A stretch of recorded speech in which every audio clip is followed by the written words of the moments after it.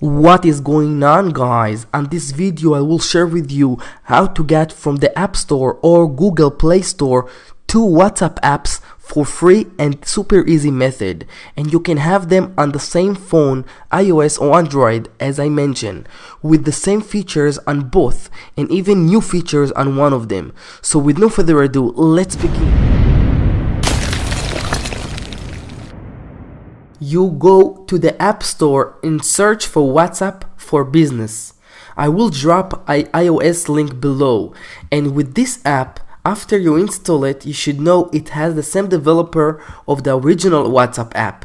It has the same features plus business features. So after you install it, you can add a second phone number on this new WhatsApp for Business app and enjoy using it exactly like your original WhatsApp app with your second number. Simple as that.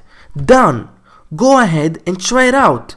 But before, don't forget to like this video if you just found it helpful and subscribe to the channel for more helpful videos. Thank you. Bye.